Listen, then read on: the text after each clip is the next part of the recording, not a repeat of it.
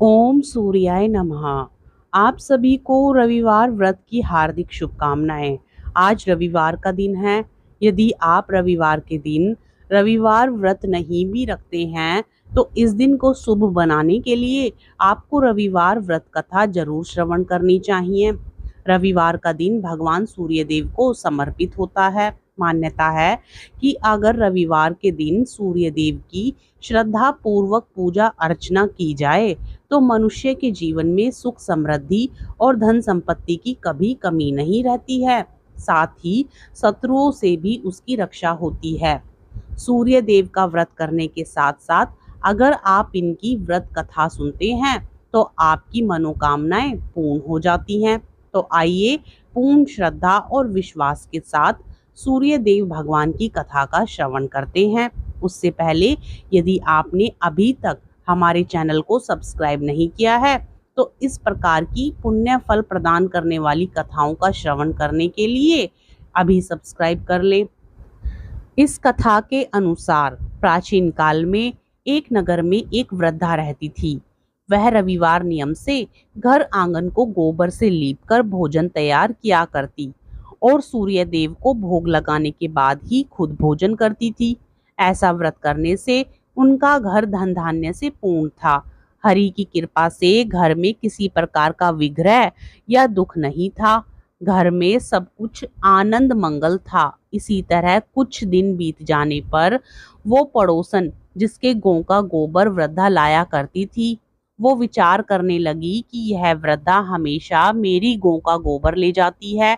यह सोचकर उसने अपनी गाय को घर के अंदर बांधना शुरू कर दिया। गोबर ना मिलने पर वृद्धा रविवार के दिन अपने घर को लीप नहीं पाई। इसलिए ना उन्होंने भोजन बनाया, ना भगवान को भोग ही लगाया और ना ही वृद्धा ने खुद ही भोजन किया।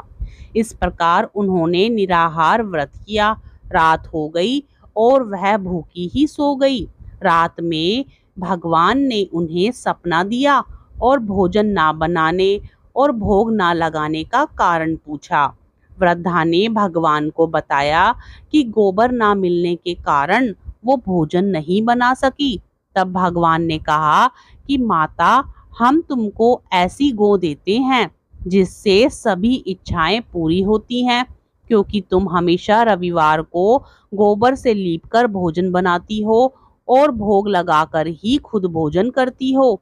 इससे मैं खुश होकर तुम्हें वरदान देता हूँ। सपने में भगवान का यह वरदान पाकर जब वृद्धा की आंख खुली तो आंगन में एक अति सुंदर गौ और बछड़ा बंधे हुए हैं। गाय और बछड़े को देखकर वह खुश हो जाती है और घर के बाहर बांध देती है और खाने को चारा डाल देती है। जब पड़ोसन ने वृद्धा के घर के बाहर अति सुंदर गौ और बछड़े को देखा तो द्वेष भावना से प्रेरित होकर उसका हृदय जल उठा। और जब उसने देखा कि गाय ने सोने का गोबर दिया है तो वो गाय का सोने का गोबर ले गई और अपनी गाय के गोबर को उसी जगह पर पड़ोसन ने रख दिया।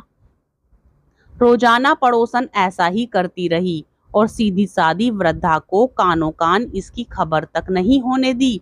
तब सर्वव्यापी ईश्वर ने सोचा कि चालाक पड़ोसन की वजह से वृद्धा ठगी जा रही है।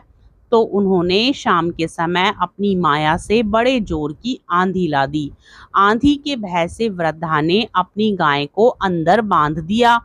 सुबह जब गाय ने गोबर दिया तो वृद्धा आश्चर्यचकित रह गई और फिर वो रोजाना अपनी गाय को घर के अंदर ही बांधने लगी। उधर पड़ोसन ने देखा कि गौ घर के अंदर बंधने लगी है तो उसका सोने का गोबर उठाने की चाल कामयाब नहीं हो पा रही है।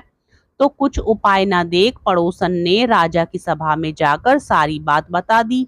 उसने राजा से कहा कि मेरे पड़ोस में एक वृद्धा के पास ऐसी गाय हैं जो आप जैसे राजाओं के पास ही होनी चाहिए। वह गौ रोजाना सोने का गोबर देती है। आप सोने से प्रजा का पालन करिए। वृद्धा उस सोने का क्या करेगी?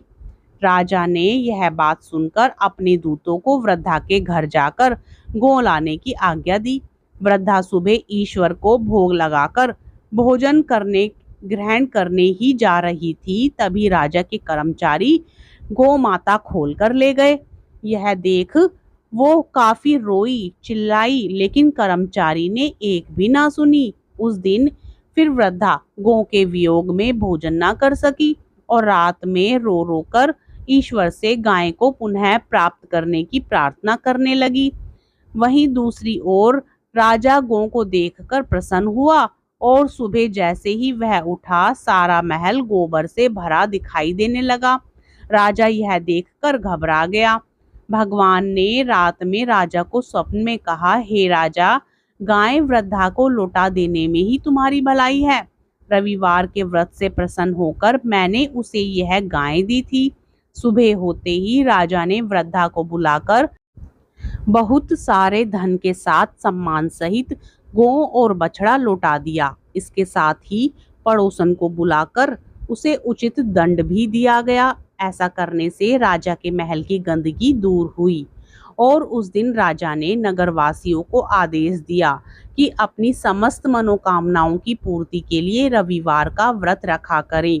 भगवान सूर्य देव जो इस कथा को श्रवण करता है अथवा पढ़ता है, भगवान सूर्य देव उसकी हर मनोकामना को पूर्ण करते हैं। प्रेम से बोलिए सूर्य देव भगवान की जय।